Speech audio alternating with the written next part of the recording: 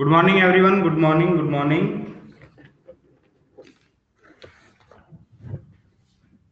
जल्दी ज्वाइन आइए सब लोग।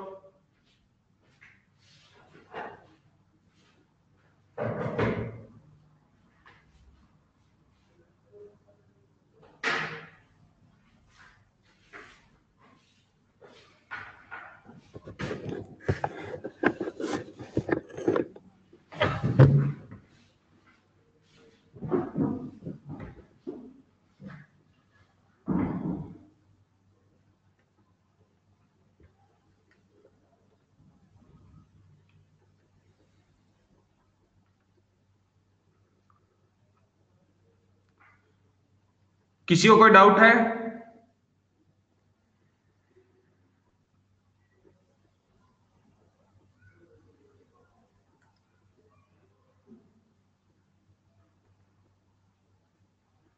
Good morning, good morning.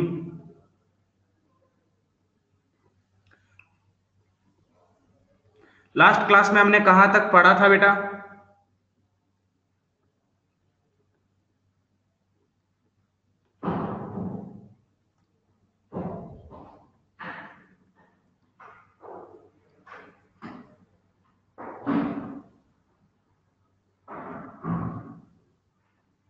Last class में हम लोगों ने कहां तक पढ़ा था? आयनाइजेशन एनर्जी 2 निकालना सीख लिया था। Okay, variation of ionization energy, इस चीज के बारे में पढ़ रहे थे। बिल्कुल सही बात है। कोई किसी को कोई डाउट है? हाँ ओमकार, हाँ ओमकार बोलो।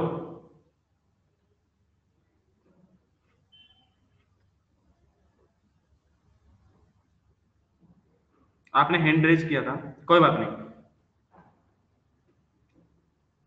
किसी को कोई भी डाउट है पूछ सकते हैं आप।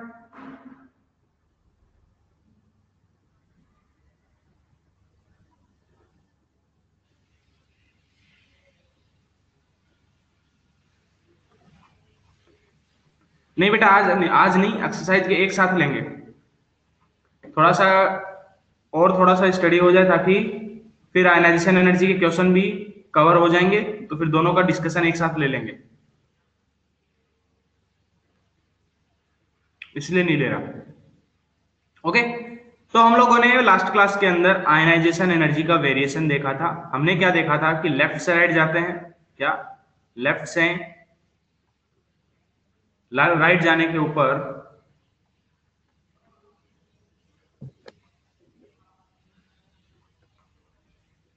क्या कि लेफ्ट से राइट हम अगर किसी भी ग्रुप के अंदर जाते हैं तो आपके पास क्या होता है? जेड इफेक्टिव इंक्रीज करता है ना, साइज डिक्रीज करता है,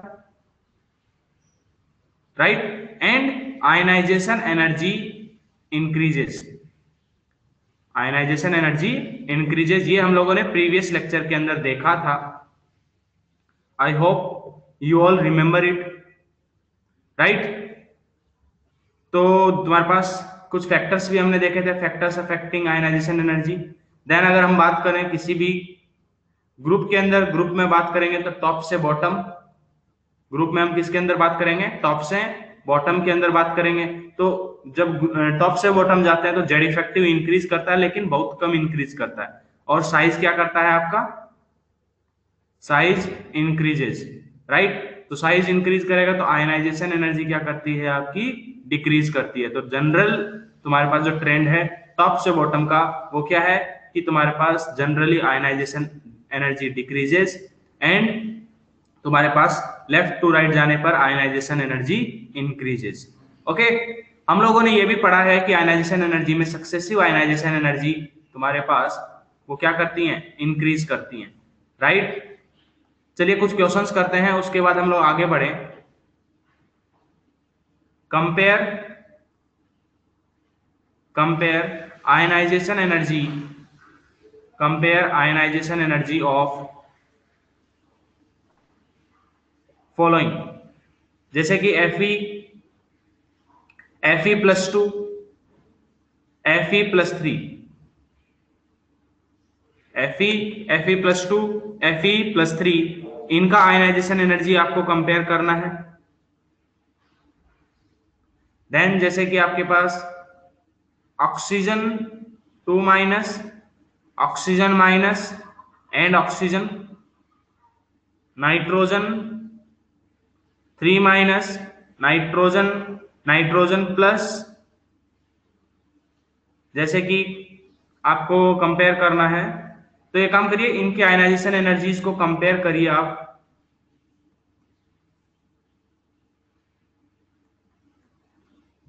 तो कैसे कंपेयर करेंगे?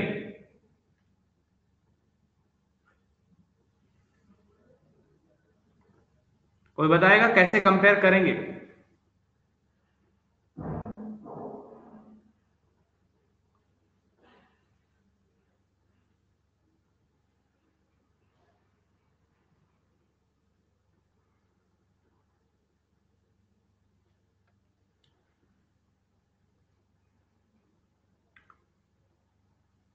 तो यहां जेड पर क्या है इफेक्टिव तुम्हारे कंपेयर करके, पास, क्या चीज? इफेक्टिव कंपेयर करके। क्या कंपेयर करके? Z effective. Z effective, okay. Okay, और जेड इफेक्टिव हमने क्या देखा था कि तुम्हारे पास जैसे जैसे कैटायंस तुम्हारे पास बनते हैं, तुम्हारे पास जो जेड इफेक्टिव है वो क्या करता है, इंक्रीज करता है, राइट। तो यहाँ पर Fe प्लस 2 Fe प्लस 3, तो ये तो हमने बताया था कि सक्सेसिव आयनाइजेशन एनर्जी हमेशा इंक्रीज करता है। तो Fe प्लस 2 Fe प्लस 3 का आयनाइजेशन एनर्जी यहाँ पर सबसे ज्यादा, then Fe plus 2, then Fe, right. अच्छा, कुछ बच्चे हो सकता है इलेक्ट्रॉनिक कॉन्फ़िगरेशन को लगाएं, क्योंकि प्रीवियस क्लास में हमने क्या किया था, इलेक्ट्रॉनिक कॉन्फ़िगरेशन से भी आयनाइजेशन एनर्जी को कंपेयर किया था। तो जब सेम एलिमेंट्स की बात होगी, क्या, जब सेम एलिमेंट्स की बात होगी तो उस वक्त हम लोग तुम्हारा इलेक्ट्रॉनिक कॉन्फ़िगरेशन को नहीं देखेंगे। उस वक्त हम बस किसको देखेंगे कि जो तुम्हारा पॉजिटिवली चार्ज होते हैं उनके आयनाइजेशन एनर्जी तुम्हारी ज्यादा, नेगेटिव चार्ज होगा मतलब इलेक्ट्रॉन्स ज्यादा है, तो न्यूक्लियस के ऊपर होल्ड कम होगा, तो वो बड़े आसानी से इलेक्ट्रॉन निकाल सकते हैं उसके अंदर से, मतलब कम एनर्जी प्रोवाइड करनी पड़ेगी, राइट। ऐसे ही oxygen, oxygen minus and oxygen 2 minus, इनके अंदर आपको आयनाइजेशन एनर्जी कंपेयर करना है। तो क्या है, देखो तुम्हारे पास जैसे जैसे इलेक्ट्रॉन्स इंक्रीज करेंगे तुम्हारे पास जेड इफेक्टिव डिक्रीज करेगा, राइट। तो जेड इफेक्टिव डिक्रीज करेगा मतलब इलेक्ट्रॉन को रिमूव करना आसान होगा, तो यहां पर ऑक्सीजन का, then oxygen minus, then oxygen minus 2, then यहां पर जैसे देखिए nitrogen 3 minus, nitrogen, nitrogen plus, इनके अंदर आपको आयनाइजेशन एनर्जी कंपेयर करना है। तो कैसे कंपेयर करेंगे भैया, तुम्हारे पास जो पॉजिटिव चार्ज जो कैटायंस होते हैं उनकी आयनाइजेशन एनर्जी न्यूट्रल से ज्यादा, ये लीजिए, राइट। किसी को कोई डाउट है? तो ऐसे क्वेश्चंस आपके बनेंगे आयनाइजेशन एनर्जी को कंपेयर करने के, तो बिल्कुल से बेसिक बेसिक क्वेश्चंस है, बहुत ज्यादा कोई इसमें हार्ड क्वेश्चंस बनते नहीं है। सबको समझा?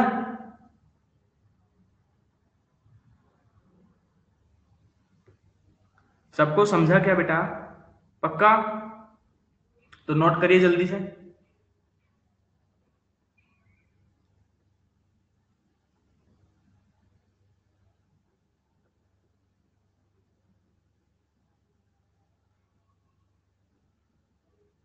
ओके,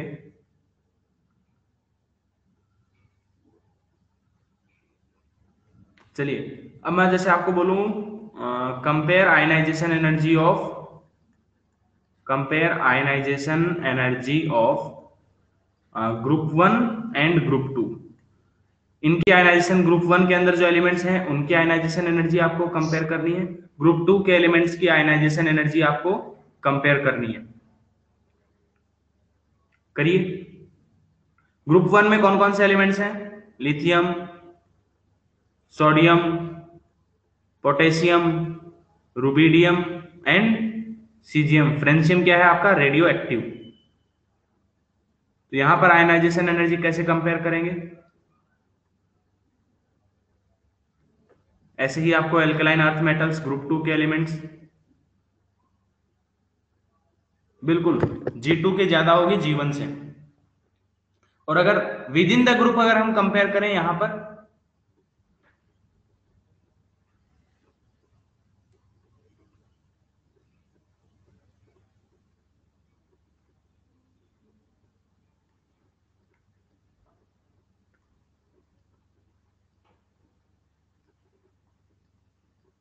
इनकी आयनाइजेशन एनर्जी आप कंपेयर करिए सब लोग।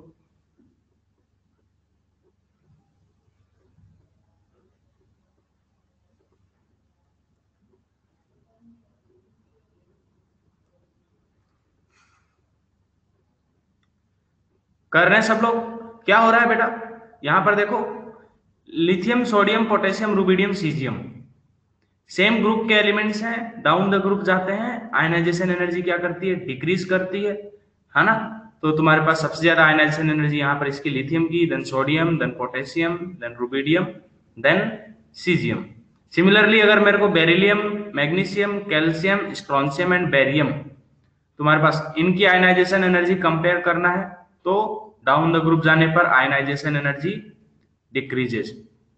ठीक है, चलिए अब मेरे को ये बताइए कि पूरी पीरियोडिक टेबल में सबसे ज्यादा आयनाइजेशन एनर्जी किसकी होगी? पूरी पीरियोडिक टेबल के अंदर सबसे ज्यादा आयनाइजेशन एनर्जी,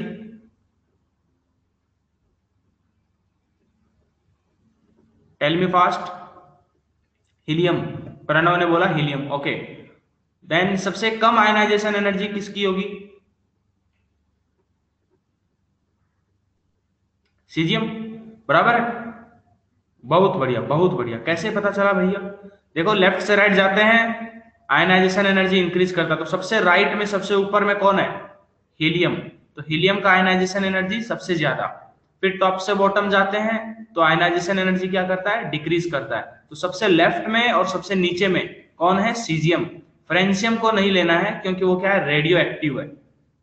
हम नॉर्मल एलिमेंट्स की बात कर रहे हैं, ठीक। तो हीलियम है तुम्हारे पास, हीलियम वो एलिमेंट है जिसके अंदर तुम्हारे पास सबसे ज्यादा आयनाइजेशन एनर्जी होती है, और सीजियम तुम्हारे पास वो एलिमेंट है जिसकी आयनाइजेशन एनर्जी सबसे कम होती है। बराबर है? इस यहां तक किसी को कोई डाउट है?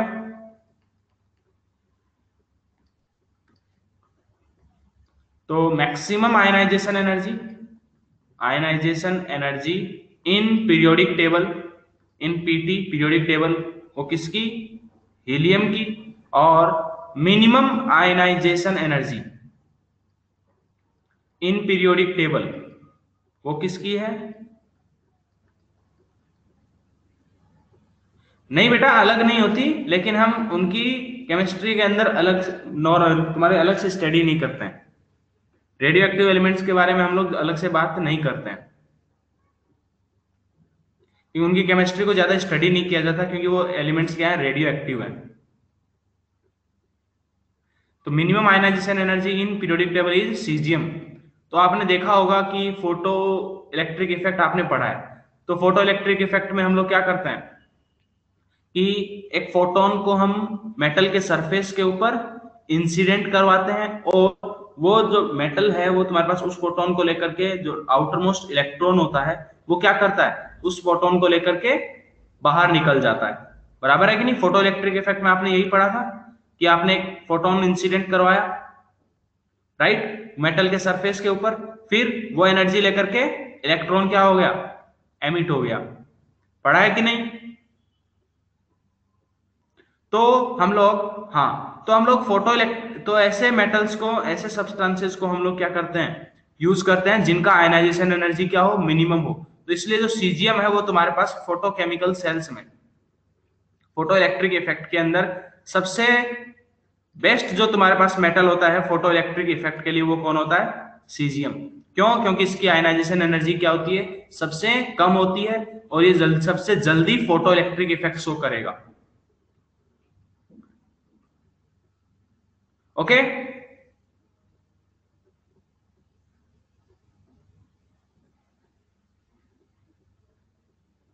चलिए नेक्स्ट देखिए।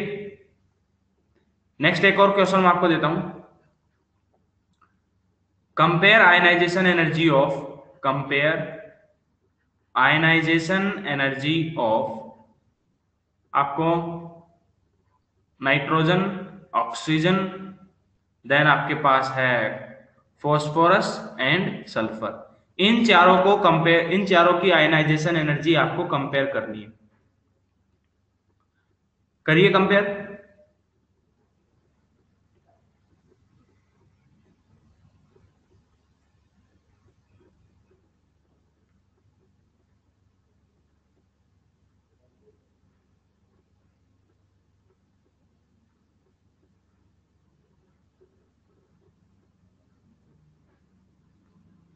खुद से क्वेश्चन को सॉल्व करिए बेटा, कोशिश करो टाइम पर आने की।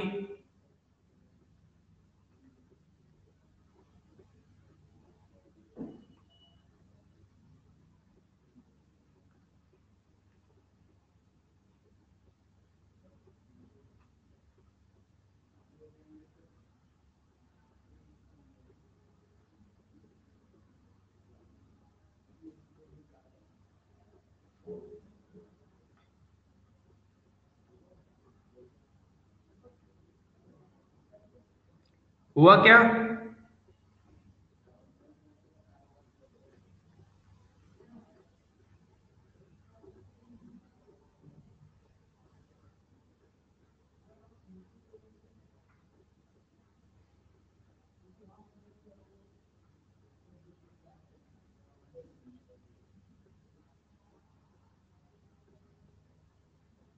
हुआ क्या बेटा?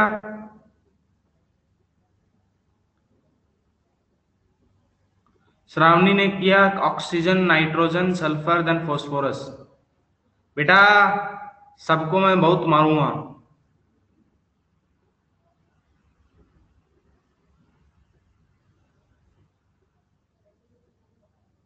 अब कल आपने सेकेंड पीरियड के एलिमेंट्स का आयनाइजेशन एनर्जी कंपेयर किया,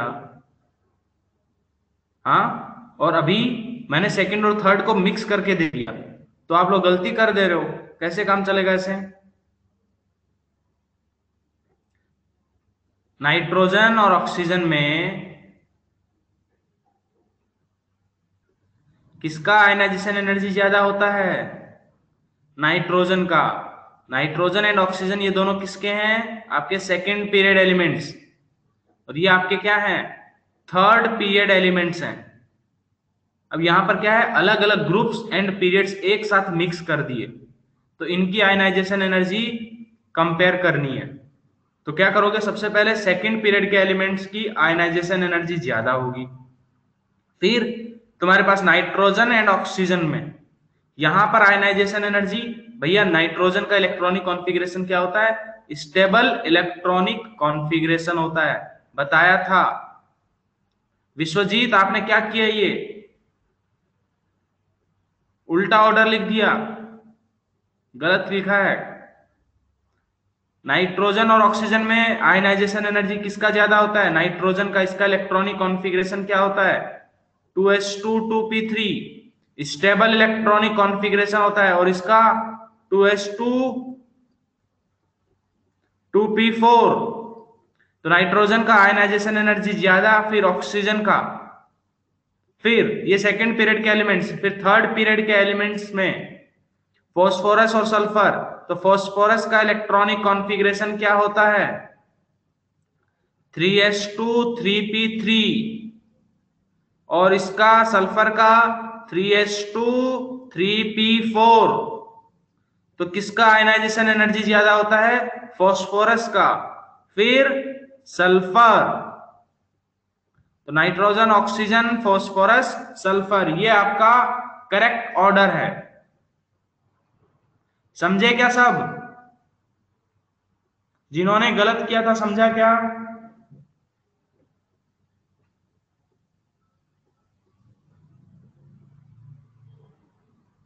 श्योर? चलिए नेक्स्ट क्वेश्चन करते हैं फिर एक और।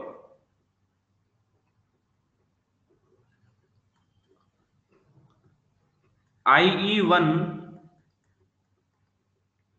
400 किलो जूल पर मोल। आपको कोई एलिमेंट है, उसके लिए आयनाइजेशन एनर्जी 1 दिया हुआ है 400 किलो जूल पर मोल। आयनाइजेशन एनर्जी 2 दिया हुआ है 750 किलो जूल पर मोल।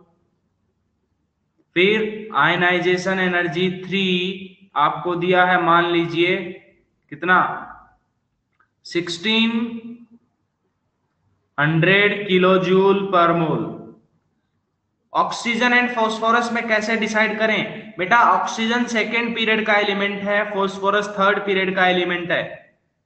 तो थर्ड पीरियड वाले एलिमेंट्स की जो तुम्हारे पास आयनाइजेशन एनर्जी है वो क्या होगी? कम होगी। किससे?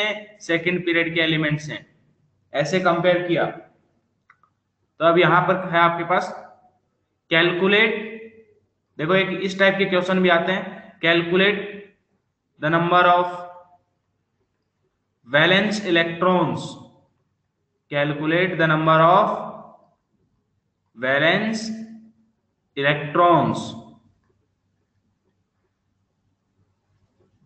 या फिर कभी पूछ लेता आपसे, या फिर मैं यहां पर एक और बात पूछ लूं, या फिर ग्रुप ऑफ एलिमेंट, क्या ग्रुप ऑफ एलिमेंट, मान लेते हैं कोई ये जो एलिमेंट है उसके लिए आयनाइजेशन एनर्जी दिया है, मान लेते हैं वो एलिमेंट है ए।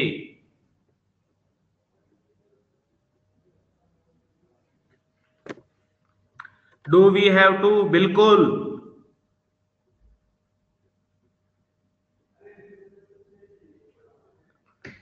बिल्कुल कंसिडर करना है, तभी तो है एक्सेप्शन, वरना फिर बचेगा क्या। चलिए कुछ लोग दिमाग लगाइए, आपके पास कोई एक एलिमेंट है ए, उसके 3 आयनाइजेशन एनर्जी, मतलब उसके अंदर से हमने जब पहला इलेक्ट्रॉन निकाला, मतलब ए से ए प्लस बनाया, साथ में इलेक्ट्रॉन बनाया, तो उसमें जो तुम्हारे पास डेल्टा एच आया, मतलब फर्स्ट आयनाइजेशन एनर्जी यहां पर आपको वो कितनी दी है, 400 किलो जूल पर मोल, बराबर है। फिर ऐसे ही आपको जब ए प्लस से आपने बनाया A2+, जब दूसरा इलेक्ट्रॉन निकाला तब आपको डेल्टा एच दिया हुआ है कितना, 750 किलो जूल पर मोल। देन ऐसे ही आपने जब तीसरा इलेक्ट्रॉन निकाला तब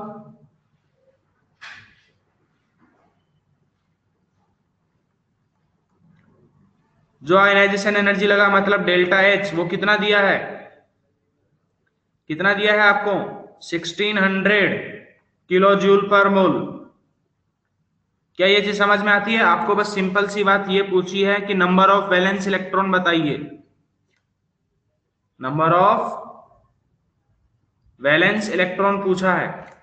तो भैया वैलेंस इलेक्ट्रॉन मतलब वैलेंस शेल में जितने नंबर ऑफ इलेक्ट्रॉन्स हैं, राइट, बोलो। तो ये बताइए कि तुम्हारे पास, विश्वजीत ने आंसर दिया, बिल्कुल सही। बाकी लोग थोड़ा दिमाग लगाइए।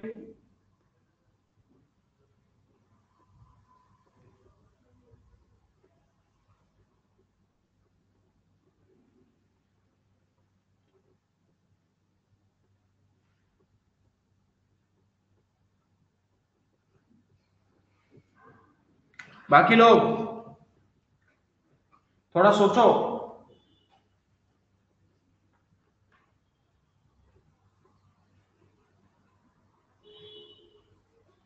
इनऑर्गेनिक में बेटा याद ही नहीं करना है, सोचने का भी है।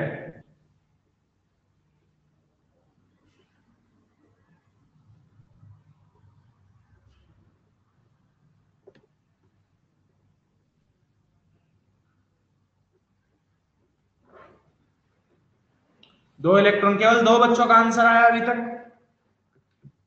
नहीं कर पा रहे हो क्या? अच्छा ये बताइए, फर्स्ट मैंने अब आपको ये बताया है कि सक्सेसिव आयनाइजेशन एनर्जी क्या करती है, हमेशा इंक्रीज करती है। ये बताया है क्या मैंने? बिल्कुल बताया। क्या कि सक्सेसिव जो आयनाइजेशन एनर्जी होती है वो इंक्रीज करती है, ठीक है।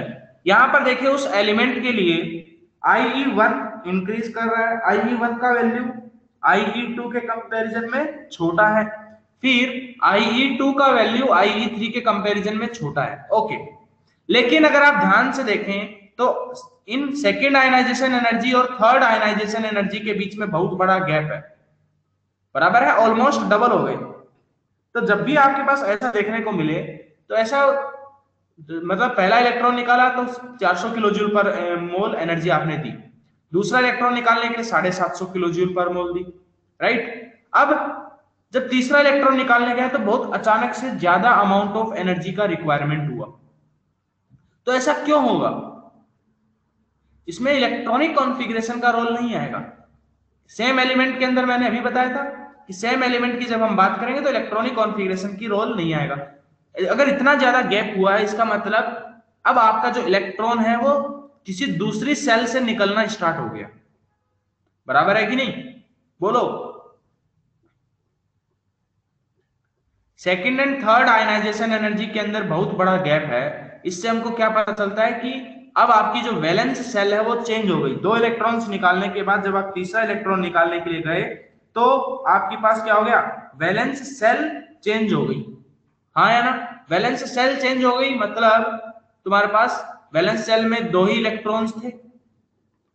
समझ में आया कि नहीं? तो ऐसे देखो, डायरेक्टली क्वेश्चन देख करके क्वेश्चन करने वाले होंगे, ऐसे भी तुम्हारे पास आएंगे कि वैल्यूज को देखना है, ऐसे ही एग्जांपल आते हैं। समझ में आया क्या?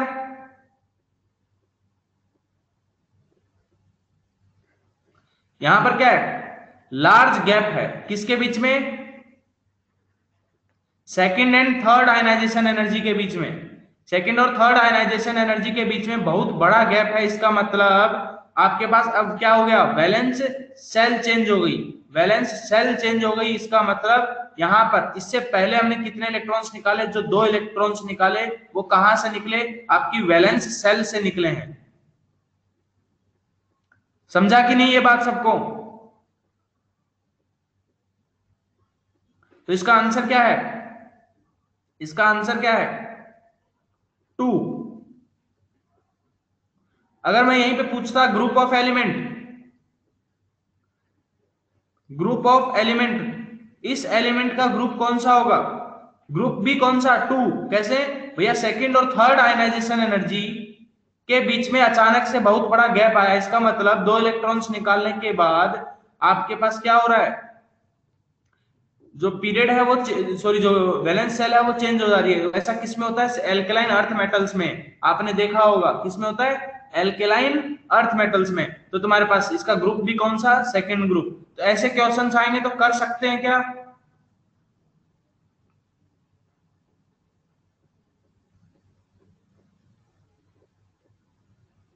बोलो बेटा, पक्का? जल्दी से इसको नोट करिए।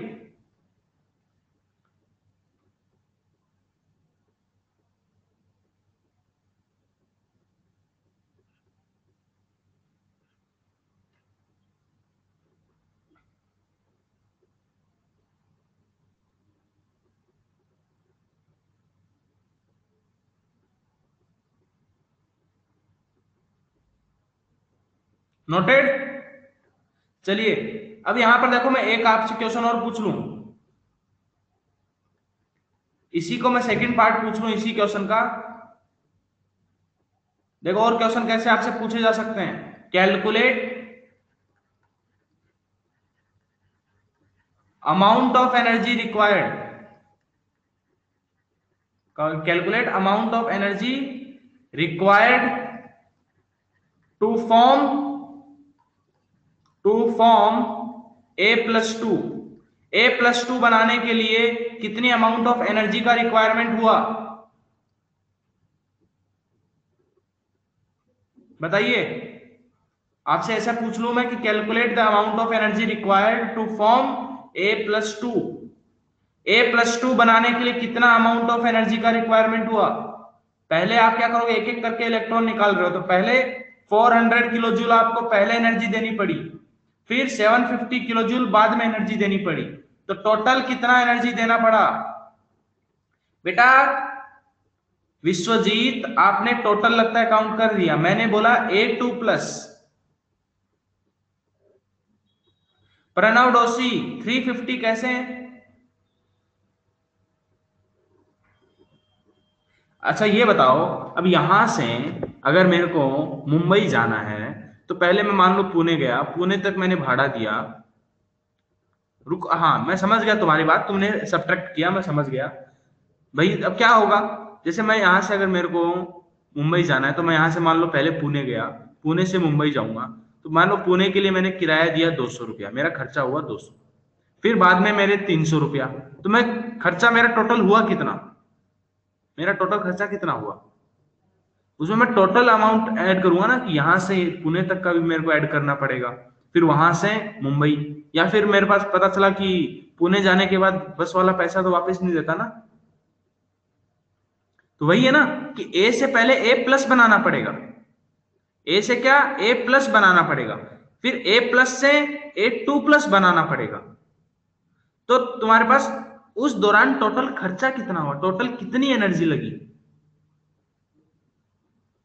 टोटल कितनी एनर्जी लगी। पहले स्टेप में कितनी एनर्जी, 400 किलो जूल पर मोल, राइट। तो इसमें क्या है कि आपके पास ए से पहले आपने बनाया ए प्लस प्लस इलेक्ट्रॉन, इसके लिए डेल्टा H1 मतलब पहला जो एनर्जी में चेंज हुआ वो कितना, 400 किलो जूल पर मोल। फिर जैसे देखिए, फिर आपने A प्लस से A2 प्लस बनाया,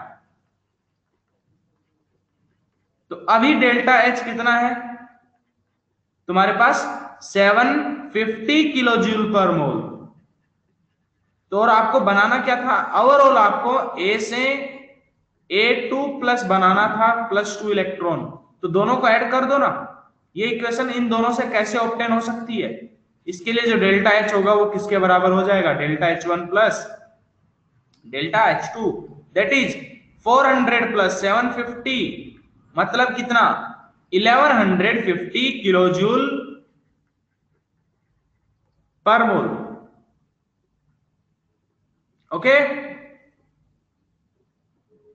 समझे क्या। तो ऐसे क्वेश्चंस पूछ सकता है, देखो बिल्कुल से थ्योरेटिकल क्वेश्चन है, ज्यादा दिमाग लगाना ही नहीं है।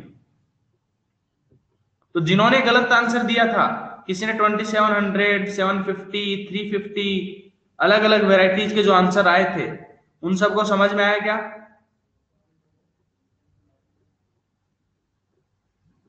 बोलो। ओके, ऐड कैसे किया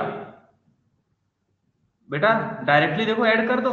तो A प्लस से आप क्या होगा, देखो एक रिएक्टेंट साइड में है, एक प्रोडक्ट साइड में, ये आपस में कैंसिल हो जाएंगे। फिर इधर में A बचेगा और इधर में A+2 बचेगा, और यहां पर इलेक्ट्रॉन और इलेक्ट्रॉन ऐड होकर के 2 इलेक्ट्रॉन। मेरे को ये वाली रिएक्शन चाहिए, ऐसे बनाना है। तो पहला एक एक करके स्टेप काउंट करो, यहां से यहां तक पहुंचने में टोटल कितना खर्चा हो गया, 400 किलो जूल का पहले, 750 किलो जूल का बाद में। ओके, चलिए एक अच्छा सा क्वेश्चन करते हैं। अब देखते हैं कितना आप लोगों ने सीखा है। देखो, द फर्स्ट सेकंड क्वेश्चन लिख लिए साथ में, first second and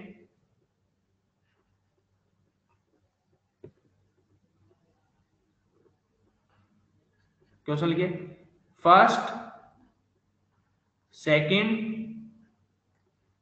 and third ionization energy are I1, I2 and I3, okay, of four atoms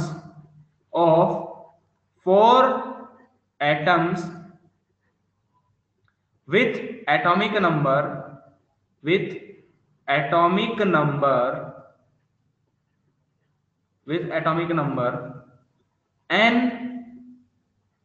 n+1, n+2, n+3, where n is less than 10, are given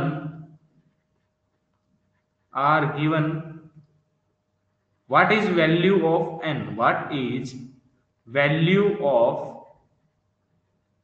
n, आपको तो मैं, चलिए अब table की फॉर्म में आपको दिया है, एटॉमिक नंबर आपको, ionization energy 1, ionization energy 2 and ionization energy 3 in kilojoule per mole.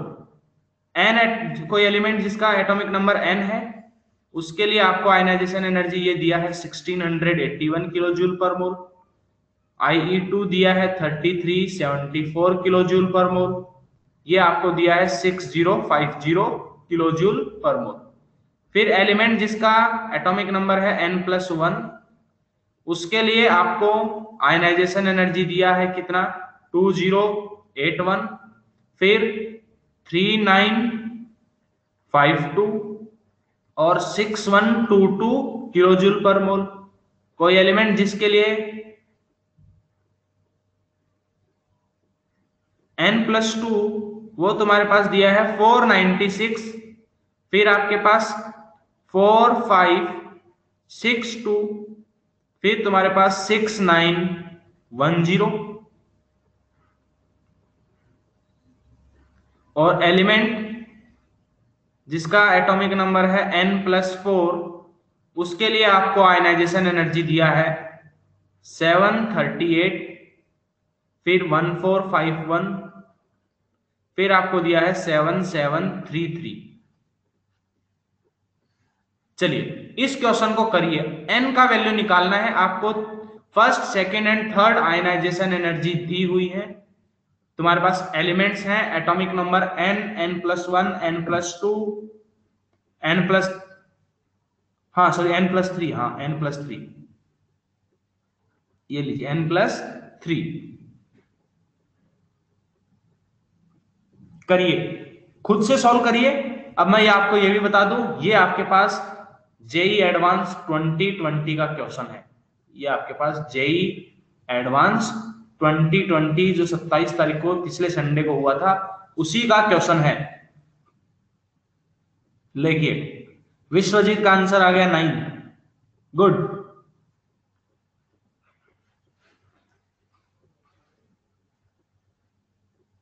Solve करना है, थोड़ा दिमाग लगाओ। टफ क्वेश्चन है क्या?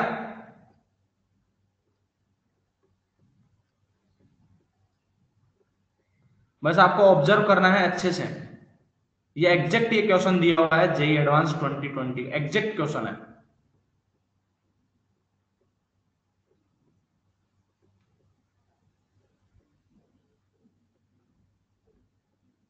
करिए, सब लोग ट्राई करिए। Good, Vishwajit good, Neha good, Vivek sound good, Aarya good. 9 is the correct answer. आपका इंटीजर टाइप का क्वेश्चन था ये।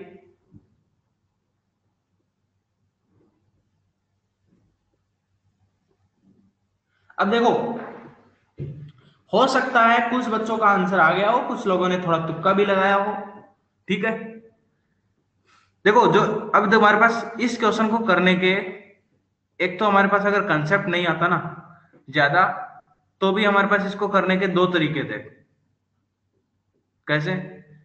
भैया उसने बोला है क्या कि 4 एलिमेंट हैं, और एलिमेंट सारे के सारे क्या हैं जिनके एटॉमिक नंबर 10 से कम है। ठीक, तो ये कौन कौन से हो सकते हैं? n का वैल्यू 10 से कम है, तो n का जो मैक्सिमम वैल्यू हो सकता है वो हो सकता है 9। बराबर है कि नहीं? n का मैक्सिमम वैल्यू तुम्हारे पास कितना हो सकता है? यहां पर 9 हो सकता है। बोलो, अगर n का वैल्यू 9 होगा तो एलिमेंट कौन होगा? फ्लोरीन। फिर तुम्हारे पास n+1, तो मतलब कौन कौन से एलिमेंट? फ्लोरीन के बाद नियोन। n+2 कौन सा एलिमेंट हो जाएगा? सोडियम। और n+3 कौन सा एलिमेंट हो जाएगा? आपका मैग्नीशियम। अगर n की लोएस्ट वैल्यू की बात करूंगा तो n का वैल्यू हो सकता है 1, है ना? n का वैल्यू लोवेस्ट हो सकता है 1। अब देखो ध्यान से, यहां पर अगर n का वैल्यू 1 हुआ तो आप, तुम्हारे पास हाइड्रोजन में तो 3 इलेक्ट्रॉन्स नहीं है, तो मिनिमम n का वैल्यू कितना हो सकता है? मिनिमम n का वैल्यू, क्योंकि 3 इलेक्ट्रॉन्स को निकालने के लिए एनर्जी लगा, मतलब कम से कम उस एलिमेंट में 3 इलेक्ट्रॉन्स तो होने चाहिए कि नहीं? 3 इलेक्ट्रॉन्स तो होने चाहिए कि नहीं? तो n का वैल्यू कम से कम 3 तो हो ही सकता है, या तो 3 या 9, इन्हीं के बीच में आंसर आएगा। ये समझ में आया क्या? आंसर जो भी आएगा वो 3 और 9 के बीच में आएगा। अब देखो, ये चीज समझा गया? थोड़ा सा अगर स्मार्ट तरीके से किया तो बोलो। n+3 के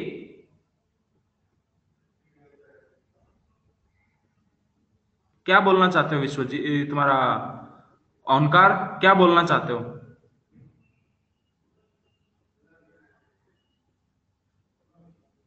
देखिए, अब देखिए ध्यान से, अगर मैं अब आयनाइजेशन एनर्जी के डेटा को अच्छे से एनालाइज करूं तो क्या हो रहा है, मैं सारे डेटा को अगर अच्छे से देखूं, मतलब तीसरे अगर डेटा को अच्छे से देखूं, इस डेटा को, तो क्या हो रहा है, देखो फर्स्ट और सेकंड आयनाइजेशन एनर्जी में बहुत खतरनाक जंप देखने को मिला क्या? फर्स्ट देखो सक्सेसिव आयनाइजेशन एनर्जी इंक्रीज कर रही है, बिल्कुल सही, कोई डाउट नहीं। लेकिन आप यहां पर देखिए n+2 वाले में 496 से 4562 अचानक से खतरनाक जंप देखने को मिला। मतलब एक इलेक्ट्रॉन निकालने के बाद ही इतना भयंकर जंप देखने को मिला, मतलब पक्का एक इलेक्ट्रॉन निकालने के बाद क्या हो गया आपके पास, वैलेंस सेल चेंज हो गई। समझ में आया कि नहीं? क्या हो गई? वैलेंस सेल चेंज हो गई। ओके, तो अगर वैलेंस सेल चेंज हो गई तो तुम्हारे पास मतलब इस एलिमेंट में तुम्हारे पास कितने वैलेंस इलेक्ट्रॉन्स हैं? एक। अब वो किस में होता है? अब तुम्हारे पास एटॉमिक नंबर 11 तक में वो कौन कौन से एलिमेंट आएंगे तुम्हारे पास? मतलब इसमें देखो सबसे कम आयनाइजेशन एनर्जी इसकी, और अचानक से फिर जंप आया, तो एक इलेक्ट्रॉन निकालते ही खतरनाक जंप किस में आता है? आपको बताया था एल्कली मेटल्स में आता है कि नहीं? Alkali metals. अब यहां तक एल्कली मेटल्स कौन कौन से हैं? आपके पास एक लिथियम हो सकता है और आपके पास एक सोडियम हो सकता है क्या? बिल्कुल, एल्कली मेटल्स अब यही दो बचे। ठीक, अब अगर तुम्हारे पास अगर ये लिथियम हुआ तो n+2, लिथियम का एटॉमिक नंबर 3 है, तो n+2 जो है वो क्या होना चाहिए? उससे n का वैल्यू 1 आ रहा है। n का वैल्यू 1 तो पॉसिबल है नहीं, क्योंकि n का वैल्यू 3 होना चाहिए। क्योंकि अगर n का वैल्यू 1 हुआ तो उसके अंदर तो एक ही इलेक्ट्रॉन है, 3 इलेक्ट्रॉन हम नहीं निकाल सकते, थोड़ा सोचना पड़ेगा। देखो मल्टीपल आंसर हो सकते हैं, है कि नहीं? तो ऐसे केस में हमको सोचना पड़ेगा कि अगर तुम्हारा फर्स्ट आयनाइजेशन एनर्जी और सेकंड आयनाइजेशन एनर्जी के बीच में खतरनाक जंप आया, मतलब ये एलिमेंट पक्का एल्कली मेटल्स में होगा। और हमने देखा कि तुम्हारे पास जैसा डेटा दिया है उसके हिसाब से कौन सी एटॉमिक नंबर के बीच में तुम्हारा आंसर आ सकता है। हमने देखा मैग्नीशियम तक में, मैग्नीशियम तक में तुम्हारे पास कौन कौन से एलिमेंट है? लिथियम और सोडियम। ठीक, अगर तुम्हारा लिथियम और सोडियम हुआ, अगर लिथियम है तो n+2 जो है वो उसके एटॉमिक नंबर के बराबर होना चाहिए, तो n का वैल्यू कितना? 1। और अगर n का वैल्यू 1 मतलब हाइड्रोजन के लिए तो आयनाइजेशन एनर्जी 2 और 3 की बात नहीं कर सकते। अगर उसके लिए बात नहीं कर सकते मतलब लिथियम हमारा आंसर में नहीं है। तो फिर सोडियम, तो सोडियम के लिए 11 इक्वल्स टू कितना? n+2, तो n का वैल्यू कितना? 9। बोलो, सबको समझ में आया?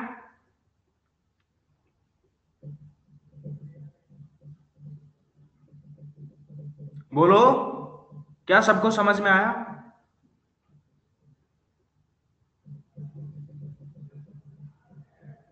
रिपीट।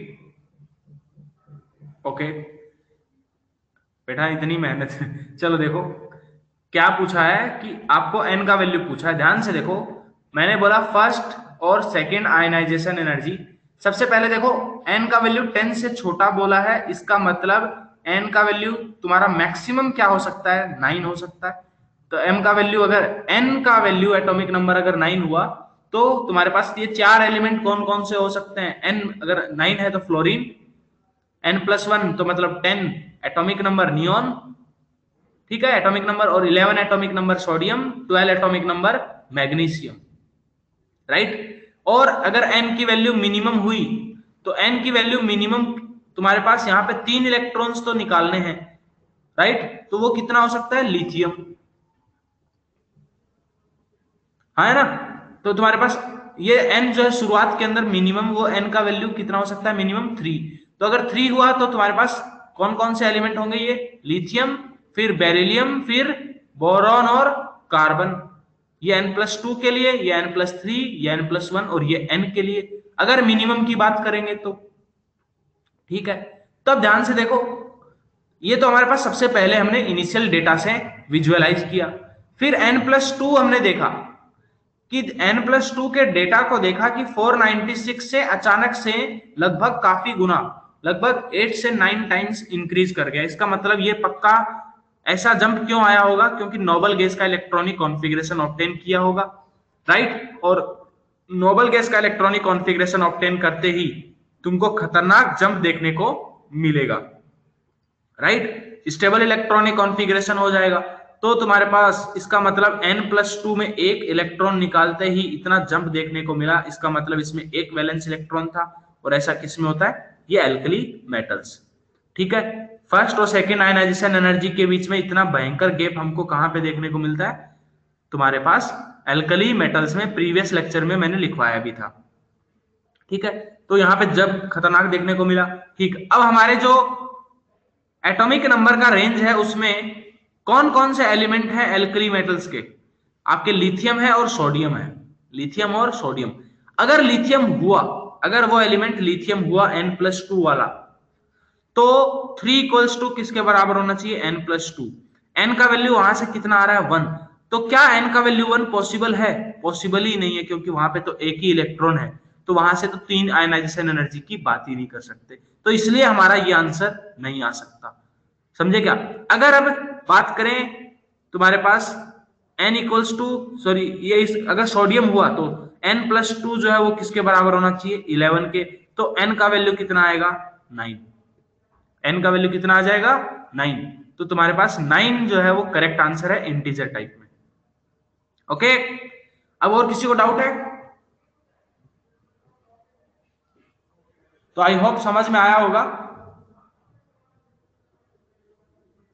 तो देखो कितना आसान क्वेश्चन आया था, जेई एडवांस का ही क्वेश्चन है, तो इतना आसान भी नहीं है, दिमाग लगाना है, कंसेप्ट बस क्लियर होना चाहिए। तो ये तो चीज समझ में आ गई होगी कि भैया रट के जेई नहीं हो सकता, समझ के जेई हो सकता है।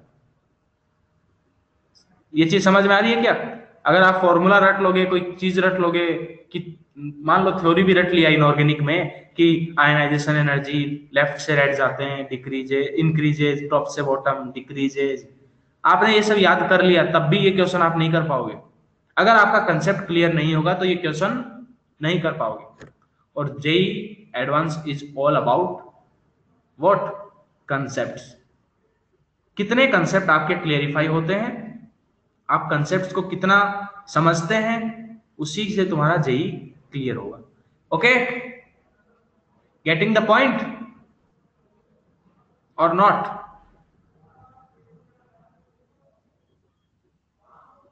ओके, चलिए नेक्स्ट एक और क्वेश्चन करेंगे। जैसे देखो, नेक्स्ट एक और क्वेश्चन, चलिए देखिए, calculate the amount of energy, calculate the amount of, calculate the amount of energy, amount of energy required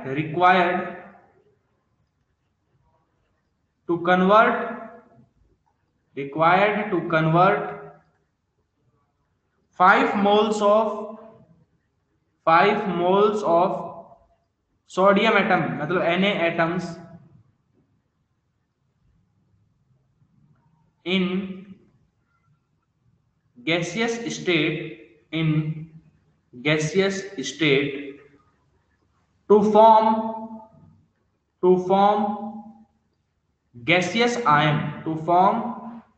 gaseous ion, और आयनाइजेशन एनर्जी ऑफ सोडियम वो आपको दिया है कितनी? 5.1 इलेक्ट्रॉन वोल्ट पर एटम।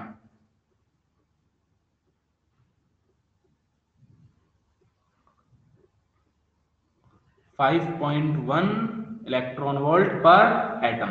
करिए,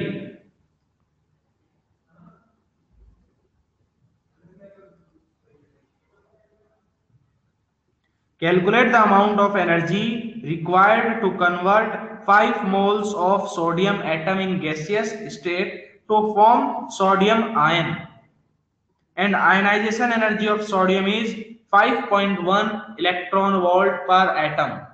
आपको आयनाइजेशन एनर्जी दिया हुआ है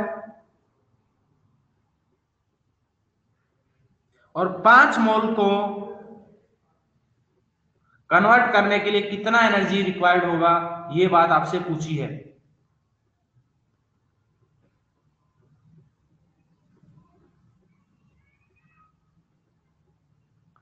30.6 इंटू रॉन्ग,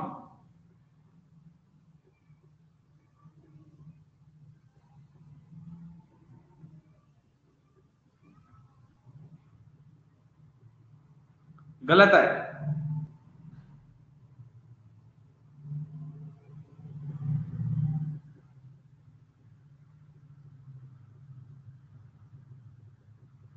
गलत।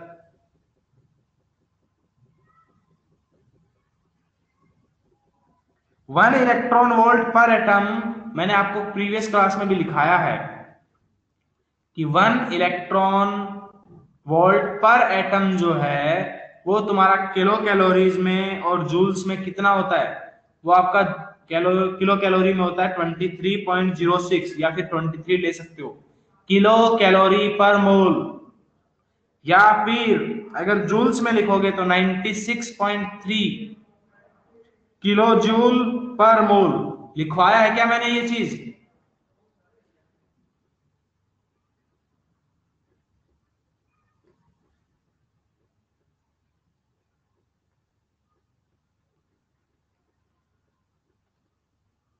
आंसर निकाल के मेरे को जूल्स में दीजिए या कैलोरीज में निकाल के दीजिए। बेटर है कि अगर आप किलो जूल में आंसर निकाल के दें तो। But it will be N2 in gaseous state. N2 कहां है? N2 कैसे?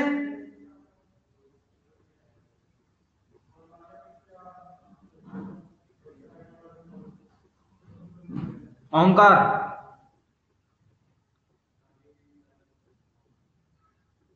Tell me how N2, what you want to say?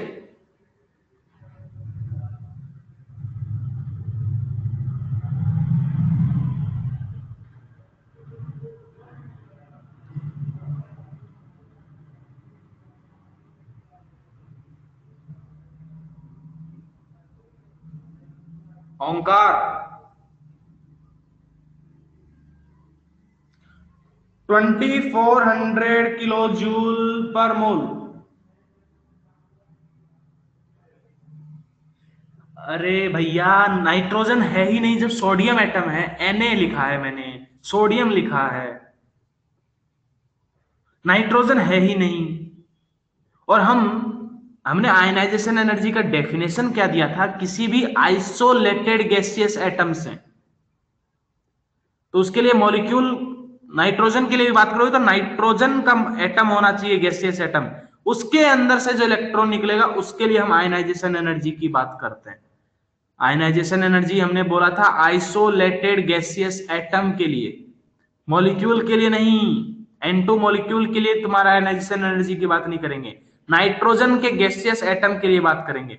ऐसे ही इसीलिए मैंने यहाँ पे सोडियम एटम लिखा है गैसियस में, मतलब Na गैसियस से Na प्लस गैसियस बनाने में जो आपको एनर्जी लगेगी उसको मैं आयनाइजेशन एनर्जी बोलूंगा।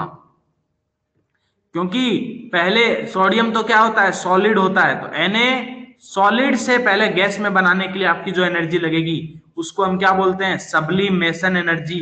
बताया था मैंने, उसको क्या बोलते हैं? ये जो एनर्जी होगी ये आपकी होगी सब्लिमेशन एनर्जी, और यहां पर ये जो एनर्जी लगेगी ये आपकी होगी ionization energy.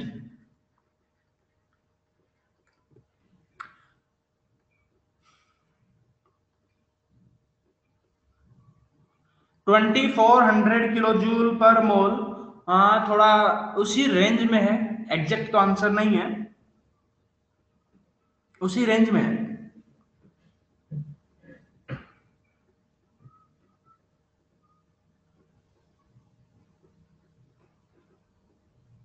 To four five five, बिल्कुल करेक्ट, बिल्कुल करेक्ट। 2450 भी ले सकते हैं, करेक्ट, कोई दिक्कत नहीं है, बट 2455 इज मोर एक्यूरेट।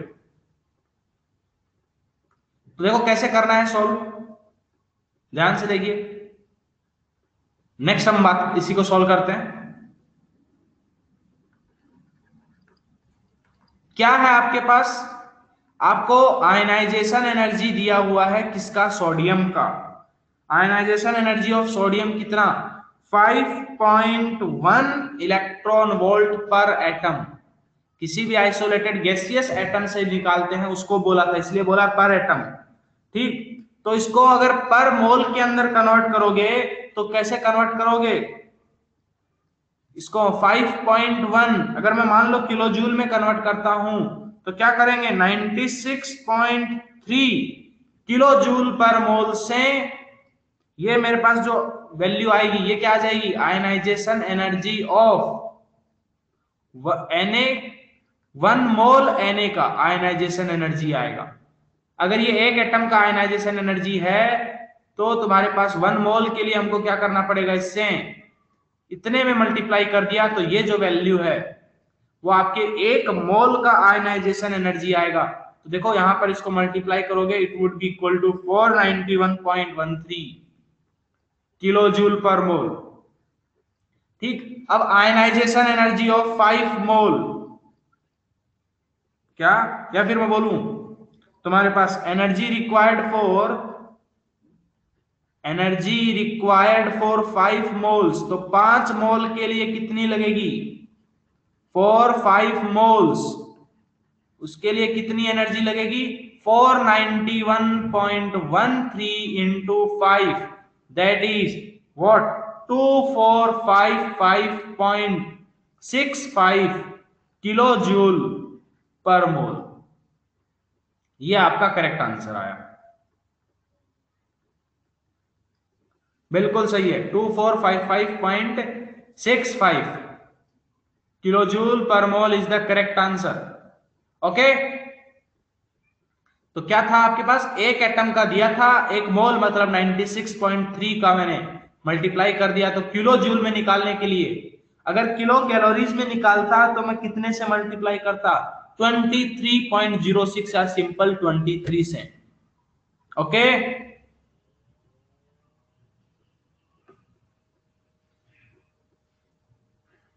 जल्दी से नोट करिए इसको।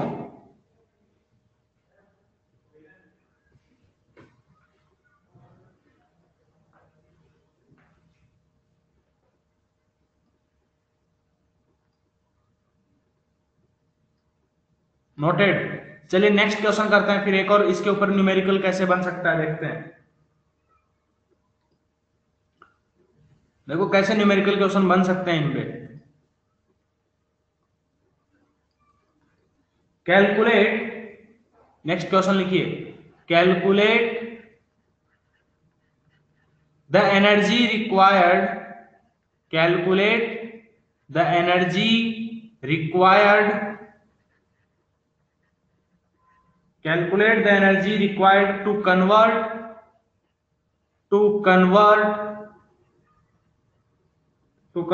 all atoms of, to convert all atoms of तुम्हारे पास mg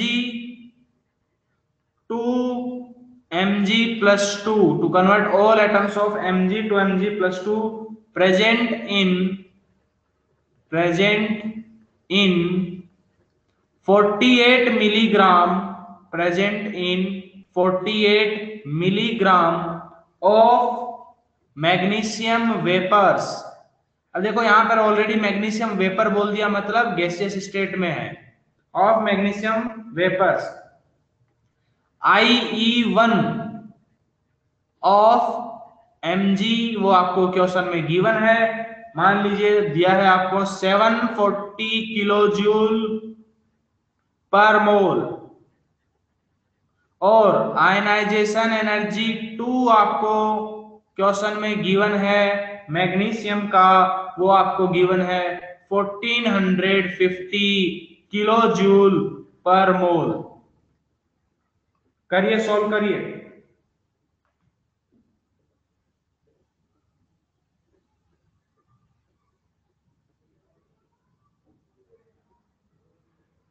बिल्कुल से बेसिक क्वेश्चन है कि कितना अमाउंट ऑफ एनर्जी रिक्वायर्ड होगा मैग्नीशियम को Mg+2 में कन्वर्ट करने के लिए। 48 मिलीग्राम ऑफ मैग्नीशियम है आपके पास है, और आयनाइजेशन एनर्जी दिया है 1 और 2 मैग्नीशियम का।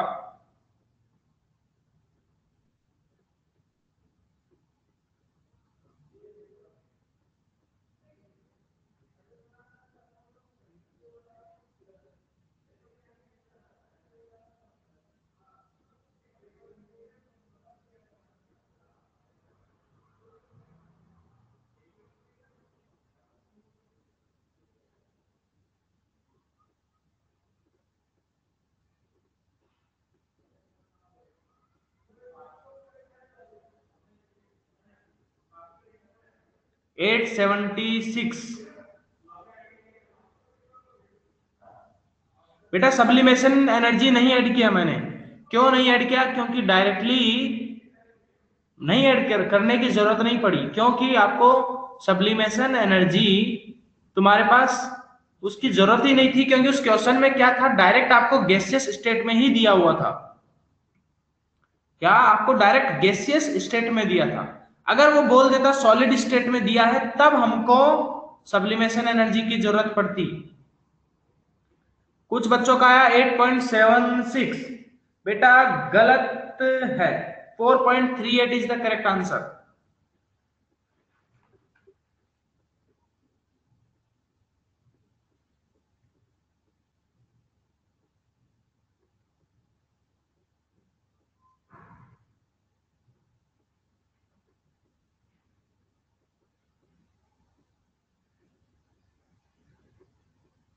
ओंकार कापसे 26.28 इंटू 10⁻23। कैसे भैया, क्या कर रहे हो तुम?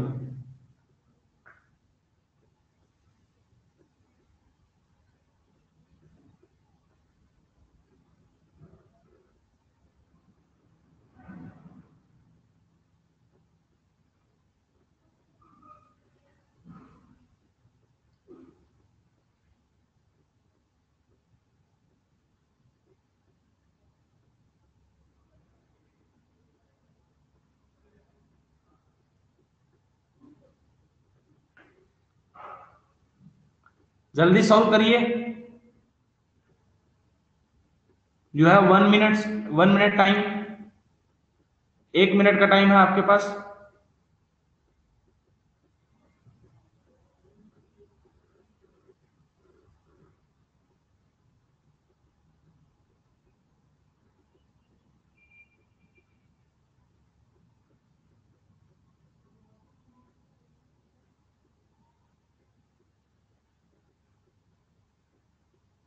कुछ बच्चों के आंसर सही आ रहे हैं अभी। गुड। क्यों विश्वजीत, अपनी कैलकुलेशन मिस्टेक समझ में आई?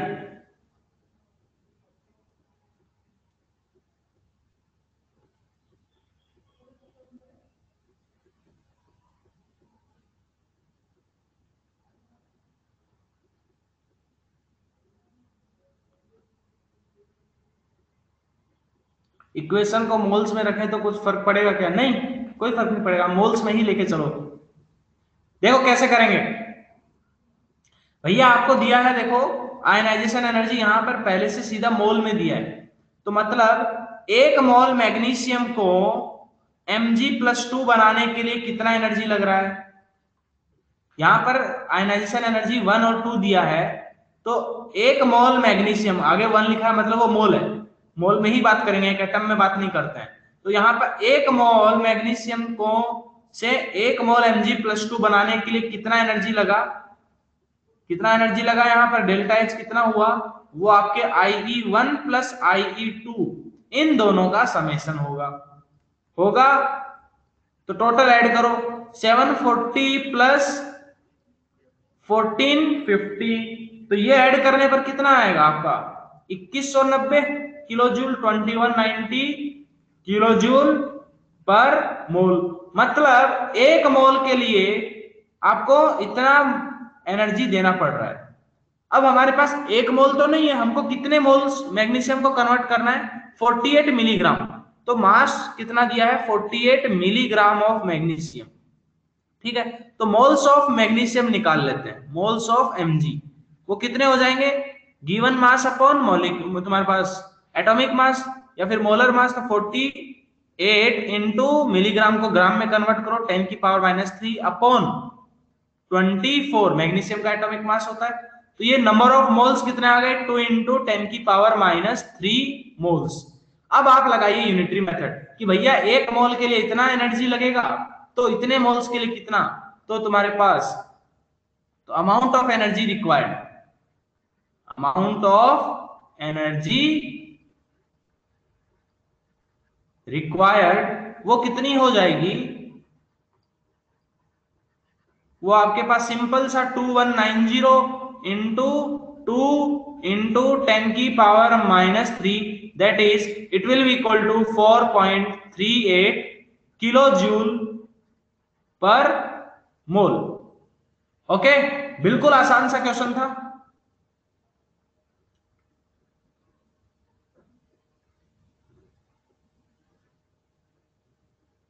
मॉलिक्यूलर मास 12 लिया गलती से, इसलिए 8 हाँ बहुत बढ़िया।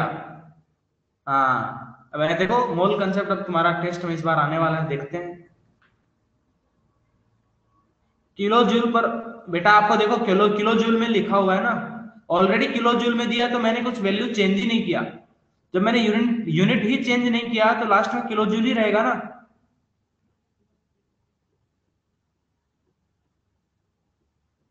जब मैंने यूनिट चेंज ही नहीं किया तो लास्ट में तो किलो जूल ही रहेगा।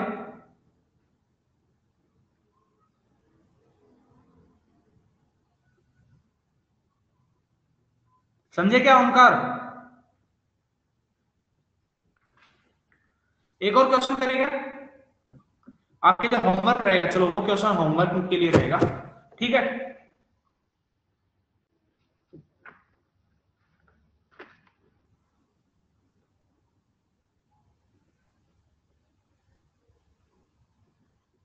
कौन बोला टेस्ट? बिल्कुल फुल सिलेबस टेस्ट है। कौन बोला कि स्टार्टिंग के चैप्टर पे टेस्ट नहीं होने वाले? चैप्टर आ तो रहे हैं, वही तो फुल सिलेबस ही तो आ रहे हैं लगभग।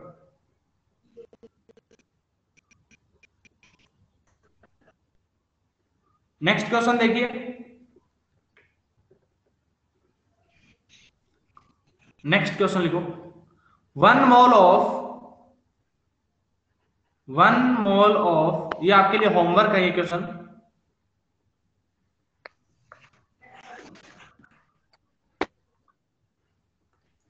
One mole of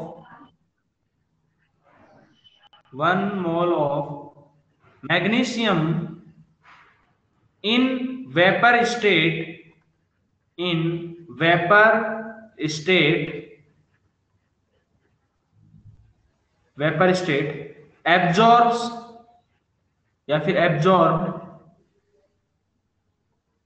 1200 kilo joule of energy, 1200 kilo joule of energy. First ionisation energy लिखो, IE1 मैग्नीशियम का दिया है 750, एंड IE2 वो आपको दिया है कितना, 1450 किलो जूल पर मोल रेस्पेक्टिवली। दोनों क्या है आपको किलो जूल पर मोल में ही दिया हुआ आयनाइजेशन एनर्जी, ठीक है। The find the final composition of mixture, find the final composition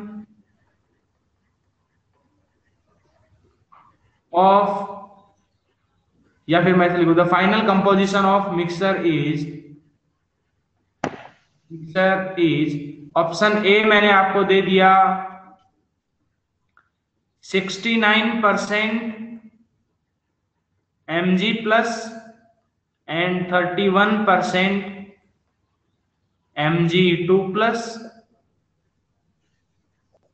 then मैंने आपको ऑप्शन बी दिया, सॉल्व करिए आप, अभी अभी सॉल्व करो, चलो घर पे नहीं अभी सॉल्व करो।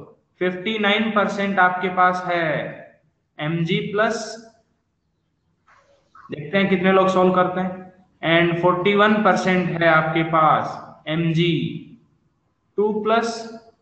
ऑप्शन सी है आपके पास 49% of Mg plus and 51% of Mg2 plus, and option D है आपके पास 29% of Mg plus and 71% of Mg2 plus. Solve करिए, देखते हैं कितने लोग दिमाग लगाते हैं।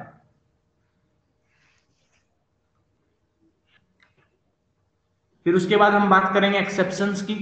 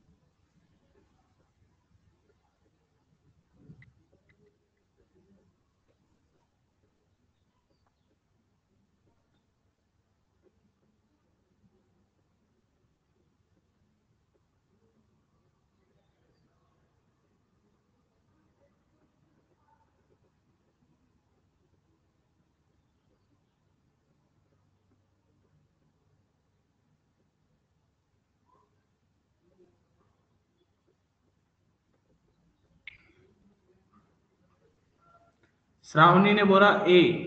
चलिए देखते हैं how you solve. Shravani, how you solve. आपकी स्क्रीन के ऊपर अभी आप टाइप कर सकते हो, बताइए। जो खाली स्क्रीन है उसके ऊपर टाइप करके बताओ कैसे सॉल्व किया। हाँ, खाली स्क्रीन पे जहां लिखा है वहां पे नहीं। अरे सब लोग नहीं, केवल मैंने तुम लोगों को परमिशन क्या दिया बोर्ड पे लिखने का, तुम लोग तो पूरा रायता ही फैला दिए। बाकी लोग को नहीं लिखना है। मेरे को पता चलता है यहाँ पर किसने लिखा है, कौन नबी।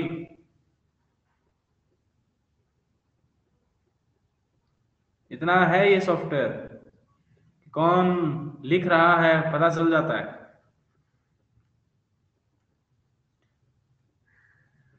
अभी मुझे भी नहीं पता आंसर क्या है इसका।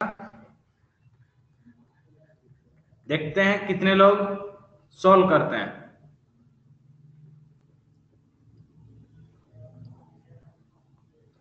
चलिए तो सरावनी, नाउ इट्स योर टर्न।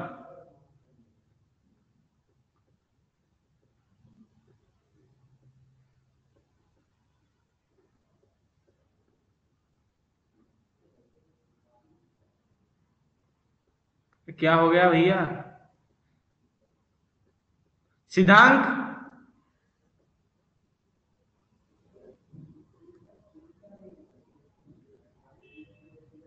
अरे क्या कर दिया तुमने?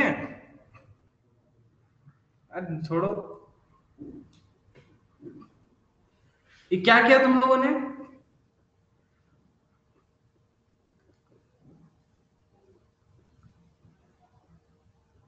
ठीक है, मैं नहीं लिखूंगा वापिस।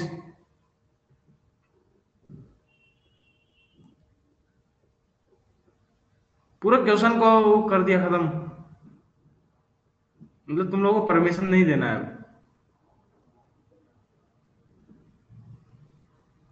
Good, good good good.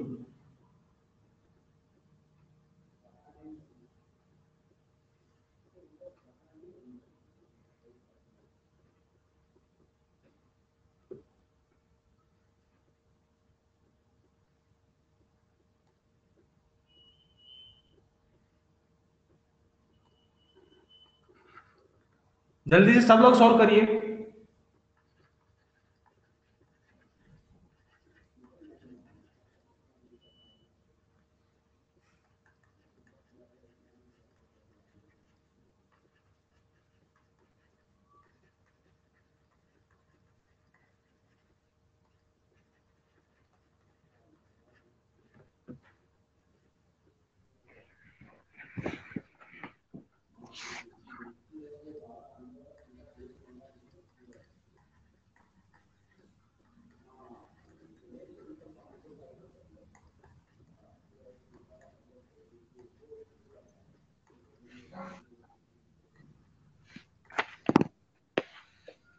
कितने लोग का आंसर आया?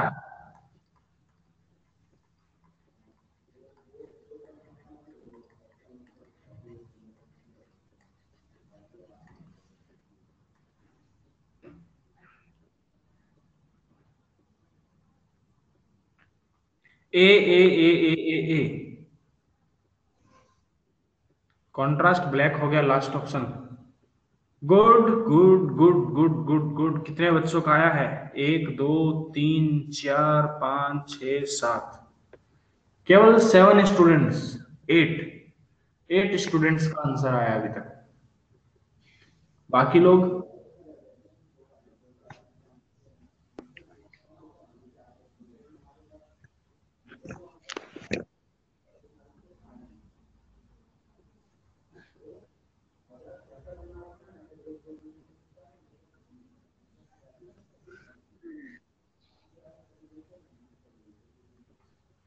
कितने लोगों को ये भी यही नहीं समझ में आ रहा कि सर क्वेश्चन में करें क्या? कोई ऐसा भी है क्या जिसको यही समझ नहीं आ रहा कि सर क्वेश्चन में करना क्या है? हमको तो कुछ हवा नहीं लग रहा, बहुत टफ क्वेश्चन हो गया। ऐसा भी है क्या?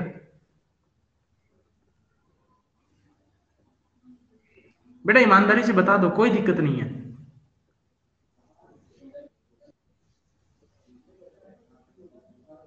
अगर ईमानदारी से बता दोगे तो कोई दिक्कत नहीं है। बता दो कितने लोगों को ये समझ ही नहीं आया कि सर करना क्या है?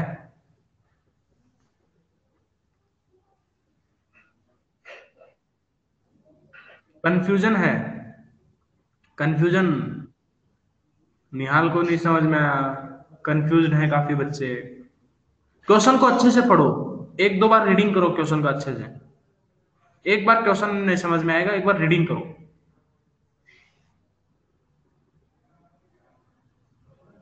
बाकी लोगों को समझ में आया?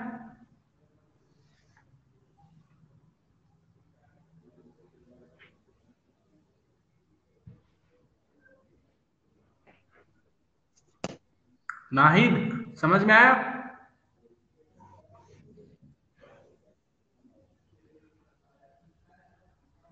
अच्छा तो करो सॉल्व।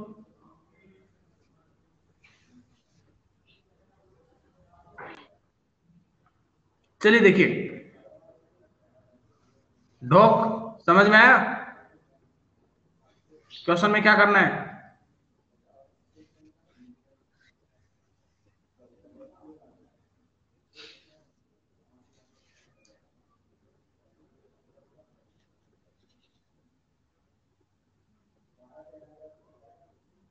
चलिए, लगता है बहुत बच्चों के तो होश ही उड़ गए क्वेश्चन में।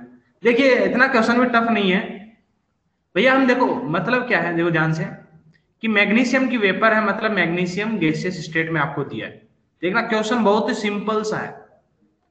उससे आपको क्या बनाना है, सबसे पहले Mg, दो आयनाइजेशन एनर्जी दी है, Mg प्लस बनेगा और Mg प्लस 2 बनेगा, राइट? ओके। जो हमको इंफॉर्मेशन दी है कि भैया पहले आयनाइजेशन एनर्जी 1, तो IE1 वो कितना है, 750 किलो जूल पर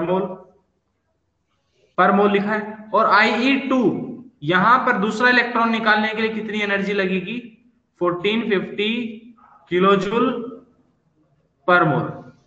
अब देखो आपको दिया है क्या कि एक मोल मैग्नीशियम ने कितनी एनर्जी एब्जॉर्ब की, 1200 किलो जूल। ठीक, एक मोल ने कितनी एनर्जी एब्जॉर्ब की, 1200। अब बताइए 1200 उसने एब्जॉर्ब की, तो उसमें से शुरुआत के अंदर 750 जो किलो जूल है वो कहां पे जाएगी, 750 किलो जूल यूज करके सारा का सारा मैग्नीशियम किस में चला जाएगा, Mg प्लस। तो मतलब Mg प्लस कितना मोल बन जाएगा, एक मोल। बराबर है कि नहीं, बोलो। 1200 में से 750 किलो जूल एनर्जी कहां पे चली गई, यहां पे। अब कितने किलो जूल एनर्जी बची, अब तुम्हारे पास 1200 में से 750 सब्ट्रैक्ट कर दो, तो आपके पास ये बची 450 किलो जूल पर मोल। अभी 450 किलो जूल पर मोल एनर्जी और बचा है। अब 450 किलो जूल पर मोल इतना एनर्जी आपके पास बचा हुआ है, राइट? और आपको मैग्नीशियम के एक Mg प्लस से एक Mg प्लस 2 बनाने के लिए कितनी एनर्जी चाहिए, 1450। एक मोल Mg प्लस को एक मोल Mg प्लस 2 में कन्वर्ट करने के लिए कितनी एनर्जी चाहिए, 1450, राइट? तो इतना एनर्जी तो नहीं है हमारे पास। कितना है, 450, केवल 450 है और हमको 1450 चाहिए। तो भैया अगर जितनी है तो उसमें कितने खर्च होंगे, एक एक मोल से इसमें कितने कन्वर्ट हो जाएंगे, 450 अपॉन 1450 इंटू 100, इतना आपका कौन बन जाएगा, Mg प्लस 2। इतनी एनर्जी Mg प्लस लेकर के इतने एटम्स, इतने मोल्स जो है वो तुम्हारे Mg प्लस 2 में कन्वर्ट हो जाएंगे और बाकी के सारे किस में रह जाएंगे, Mg प्लस में। समझे क्या? तो Mg प्लस 2 का परसेंटेज कितना आ गया, ये तुम्हारे पास 450 अपॉन 1450 इंटू 100। तो फिर बाकी कौन है, बाकी सारा जो 100 में से बचा हुआ वो आपका कौन है, Mg प्लस। समझे क्या? तो ये वैल्यू कितनी आएगी, अराउंड 31%। ये वैल्यू कितनी आएगी, अराउंड 31%। देखो फिर से एक्सप्लेन कर रहा हूं, मैंने क्या बोला कि एक मोल मैग्नीशियम, हमारे पास आयनाइजेशन एनर्जी 1 दिया है, आयनाइजेशन एनर्जी 2 दिया है। तो वो दिया है इसका मतलब क्या है कि आपके पास Mg से Mg प्लस बनाया पहले, आयनाइजेशन एनर्जी 1 दिया है 750 किलो जूल पर मोल, मतलब 750 रुपया, ऐसे ऐसे समझ के देखो। तो आपके पास 750 रुपया यहाँ पे लगा, ठीक। Mg प्लस से Mg+2 बनाने के लिए 1450 रुपया, 1450 रुपीज लग रहे हैं। अब आपको मैंने दिया 1200 रुपया ये 1 मोल के लिए। तो अब सबसे पहले क्या होगा कि आपके पास 1200 रुपए हैं, आप 750 रुपए क्या कर दोगे, किस चीज में खर्च कर दोगे, पहले Mg से Mg+ बनाने में। तो सारा का सारा 1 मोल जो भी था वो सब किस में कन्वर्ट हो गया, Mg+ में। समझा क्या, किस में कन्वर्ट हो गया, Mg+ में। तो अभी Mg कुछ बचा क्या, Mg तो नहीं है, सारा का सारा किस में कन्वर्ट हो गया, Mg+ में। अब आपके पास था 1200 रुपया, आपने लेके चले थे, 750 रुपया आपने खर्च कर दिए, तो बचा कितना, 450। अब अब तुम्हारे पास 1 मोल Mg+ को Mg+2 में कन्वर्ट करने के लिए पूरा का पूरा 1 मोल पूरा का पूरा Mg+ से Mg+2 बन जाए, उसके लिए कितना पैसा चाहिए, 1450। लेकिन हमारे पास तो उतना नहीं है, तो कितना है, 450। तो उतने उससे कितना परसेंटेज आएगा, कितना परसेंट कन्वर्ट हो पाएगा, 450 अपॉन 1450 चाहिए था, 450 हमारे पास है, इंटू 100, मतलब ये 31%। तो बाकी Mg+ जो है, तो फिर परसेंटेज ऑफ Mg+ वो कितना होगा, 100 माइनस 31, दैट इज 69%। ओके, बोलो, सबको समझा,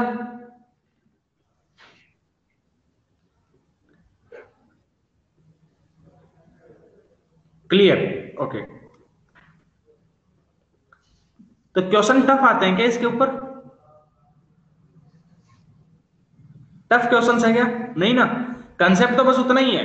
अब देखो कंसेप्ट तो उतना ही है, दिमाग आपको खोलना पड़ेगा, दिमाग लगाना पड़ेगा, क्योंकि क्लास में मैं आपको कंसेप्ट बता दूंगा, उसको थोड़ा इधर उधर घुमा के कैसे अप्लाई करना है वो बता दूंगा, लेकिन अब एग्जाम के अंदर तो लास्ट में दिमाग आपको ही लगाना है,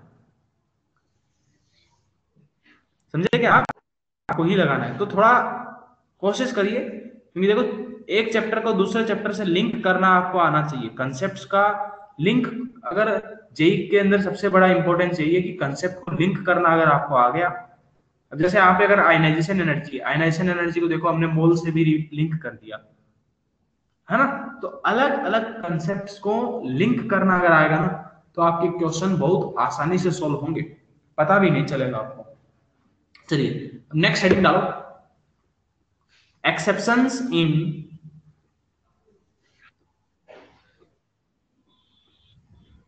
exceptions of ionization energy. Ionisation energy के हम एक्सेप्शंस की बात कर लेते हैं, exceptions of ionization energy. Ionisation energy के बाकी ट्रेंड्स वगैरह तो हमने देख ही लिए थे। तो जैसे सबसे पहले जो तुम्हारे पास एक्सेप्शन है वो किस में है, आपका जो सबसे फेमस है कौन, बोरॉन फैमिली। इसमें बोरॉन फैमिली के अंदर, बोरॉन फैमिली बोले तो कौन कौन से एलिमेंट है, अरे भैया बैंगन है, आलू है, गाजर है, इंडियम है, इन और थैला। हमने बैंगन आलू गाजर सबको थैले में भर दिया। हमारे हिसाब से आयनाइजेशन एनर्जी का ऑर्डर क्या होना चाहिए बच्चों,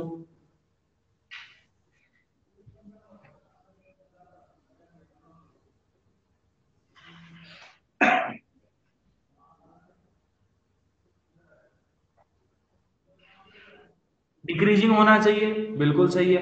ये तुम्हारे पास सबसे ज्यादा बोरोन का होना चाहिए, फिर एल्यूमिनियम का होना चाहिए, फिर गैलियम का होना चाहिए, फिर इंडियम का होना चाहिए, फिर थैलियम का होना चाहिए। ये हमारा क्या है, एक्सपेक्टेड ऑर्डर है, ये हमारा क्या है, एक्सपेक्टेड ऑर्डर है। लेकिन ये हमारा ऑर्डर सही नहीं है, ये ऑर्डर सही नहीं है।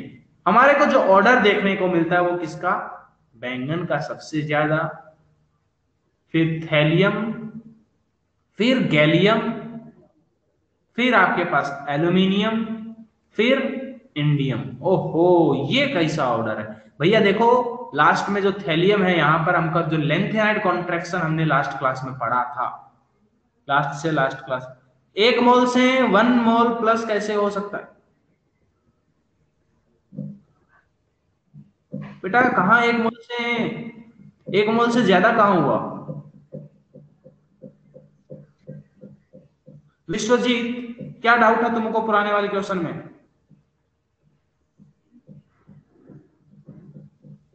टेल मी,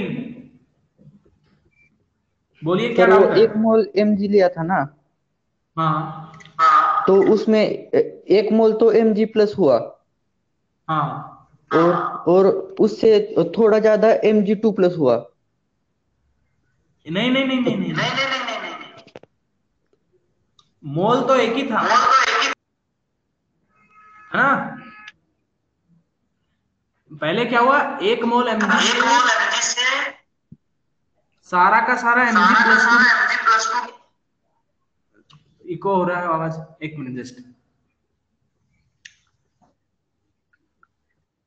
क्या हुआ कि पहले 1 मोल mg है, उस वो सारा का सारा पहले 1 मोल mg प्लस में गया, अब mg नहीं बचा, अब mg नहीं बचा, अब mg प्लस है।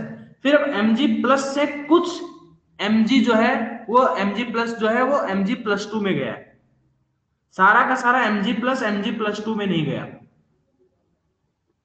तो 1 मोल से ज्यादा नहीं है, बस है वो एक, पहले 1 मोल मैग्नीशियम से mg प्लस में गया है, फिर वो mg प्लस के कुछ तुम्हारे पास 1 मोल के अंदर से कुछ मोल्स, कुछ एटम्स, वो तुम्हारे पास कुछ कितने किस में चले गए, mg+2 में। ओके,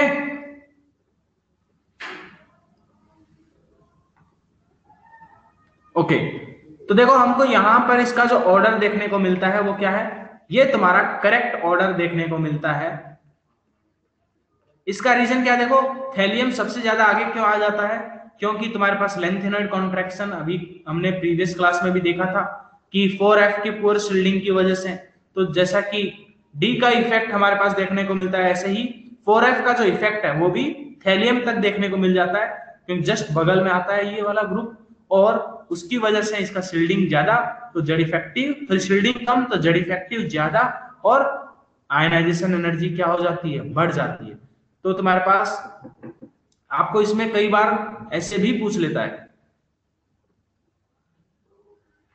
कि ग्राफ, इसका अगर ग्राफ प्लॉट करें, क्या आयनाइजेशन एनर्जी और एटॉमिक नंबर के बीच में अगर ग्राफ प्लॉट करें, तो देखो सबसे जो ज्यादा आयनाइजेशन एनर्जी है वो किसकी है, वो आपकी है बोरॉन की, फिर आपकी किसकी है, थैलियम की, फिर आपके पास कौन है, फिर आपके पास है गैलियम, फिर आपके पास कौन है, आपके पास है फिर एल्यूमिनियम, और फिर यहां पर कौन है आपके पास, इंडियम। तो अगर मैं यहां पे ग्राफ बनाऊंगा, तो ग्राफ में देखो कैसे बनाऊंगा कि बोरॉन से ये एल्यूमिनियम ऐसे जिगजैग टाइप, और बाकी किसी में ऐसे जिगजैग टाइप ग्राफ देखने को नहीं मिलेगा, केवल इसी में ऐसे, सॉरी, तुम्हारा जिगजैग टाइप का ग्राफ देखने को मिलेगा, केवल बोरॉन फैमिली के अंदर ऐसा देखने को मिलता है। और जो तुम्हारे पास है कि भैया जो गैलियम है उसका आयनाइजेशन एनर्जी ज्यादा क्यों हो गया, तो उसका तुम्हारे पास डी का जो ट्रांजिशन जो तुम्हारे पास है, जो D3D जो सीरीज आती है पहले, उसकी वजह से यहाँ पे थैलियम, ठीक। तो इसको ध्यान रखने के लिए मैं बोल सकता हूं कि एक गाने टाइप 15324, 15324 इस हिसाब से याद रख सकते हो कि सबसे ज्यादा फर्स्ट बोरॉन एटम का, फिर जो 5वें नंबर पे एटम आता है थैलियम, फिर तुम्हारे पास गैलियम, फिर एल्यूमिनियम, और फिर लास्ट में इंडियम। ये आयनाइजेशन एनर्जी का ऑर्डर होता है बोरॉन फैमिली के अंदर, हमको यहाँ पे एक्सेप्शन देखने को मिलता है। ओके,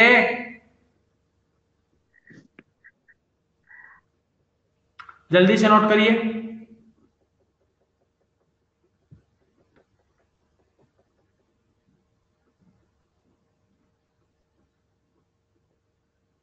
तो बोरॉन के बारे में आयनाइजेशन एनर्जी का ऑर्डर काफी बार पूछा जा चुका है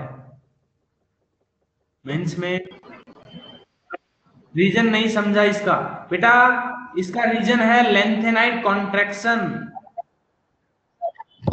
लेंथेनाइड कॉन्ट्रैक्शन, लेंथेनाइड कॉन्ट्रैक्शन की वजह से, लेंथेनाइड कॉन्ट्रैक्शन में याद हो आपको कि साइज में वेरिएशन ज्यादा देखने को नहीं मिलता है, साइज छोटी हो गई तो आपके पास जेड इफेक्टिव ज्यादा हो जाएगा, तो इलेक्ट्रॉन को निकालना क्या होगा, डिफिकल्ट होगा। होगा क्या, उससे क्या होगा, इलेक्ट्रॉन को निकालना डिफिकल्ट होगा। और गैलियम के केस में ऐसा क्यों हुआ भैया कि गैलियम का एल्यूमिनियम से ज्यादा हो गया, है ना। तो गैलियम का एल्यूमिनियम से ज्यादा क्यों हुआ, तुम्हारे पास इसका है ट्रांजिशन कॉन्ट्रैक्शन।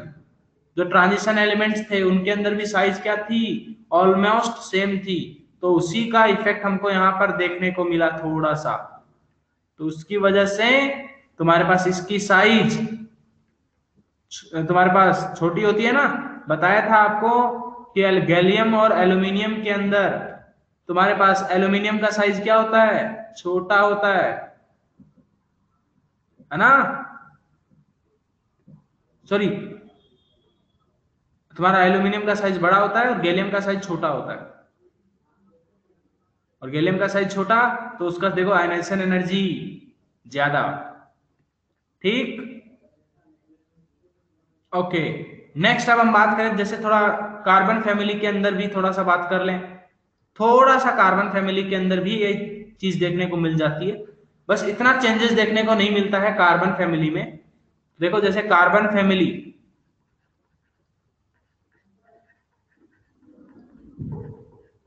तो कार्बन फैमिली में कौन कौन से एलिमेंट्स हैं कि कहे शिव जी सुनो पार्वती। लेकिन अब सुनती कहाँ है, कलयुग है, बीवियां आजकल नहीं सुनती हैं।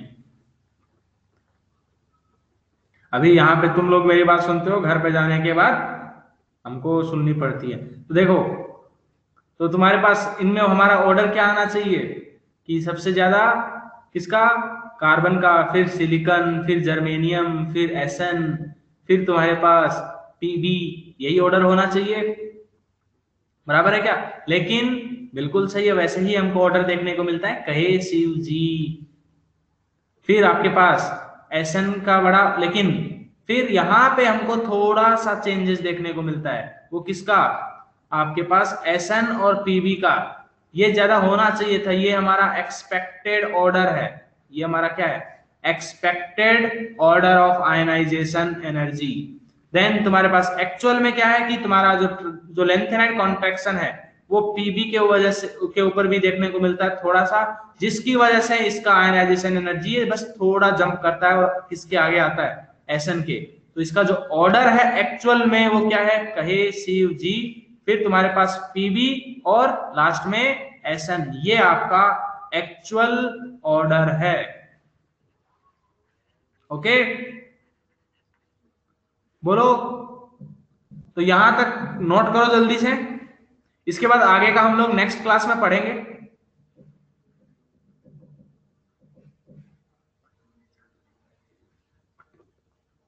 ओके, तो ध्यान में रखना इस चीज को, पीवी और एसएन में।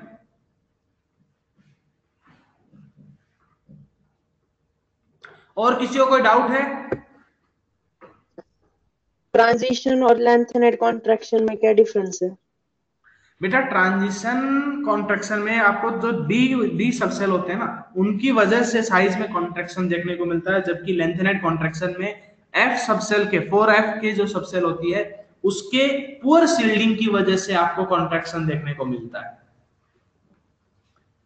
ट्रांजिशन सीरीज में जो ट्रांजिशन कॉन्ट्रैक्शन है उसके अंदर हमको किसकी वजह से साइज में वेरिएशन, जो साइज में जो ना के बराबर वेरिएशन होता है वो किसकी वजह से देखने को मिलता है, डी के इलेक्ट्रॉन्स की वजह से, 3D की वजह से।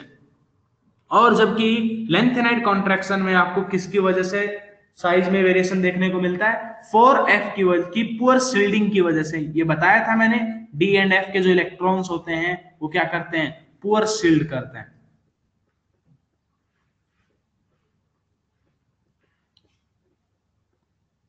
ओके,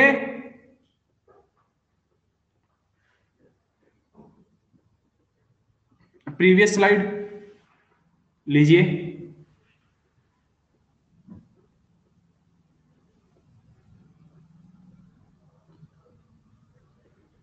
नेक्स्ट क्लास में A.N ये लीजिए। और किसी को कोई डाउट है? वो A.N का मतलब क्या है सर? हाँ भी, किस चीज का? A dot N ionisation energy versus किसका ग्राफ है वो A N? Atomic number, atomic number. N मतलब एटॉमिक नंबर।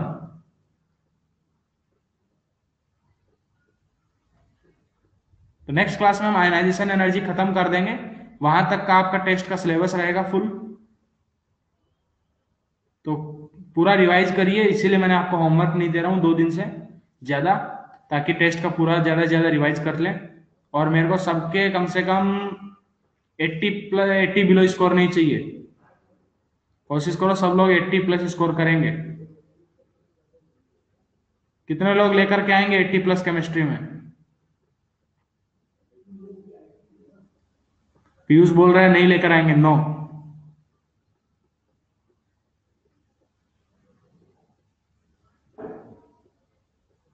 अच्छा, लेकर नोट्स आएगा। नहीं। अच्छा अच्छा अच्छा, ओके ओके। कोशिश जारी है, बिल्कुल कोशिश जारी रहनी चाहिए।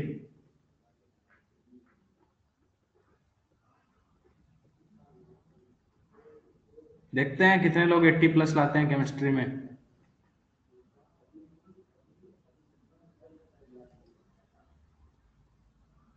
बिल्कुल मेहनत जारी रखना है, मेहनत जारी रखना है। चलिए, तो अब मिलते हैं अगले एपिसोड में। तब तक के लिए जुड़े रहिए और देखते रहिए इम्पार्टस पे लेक्चर्स। चलिए, गुड नाइट।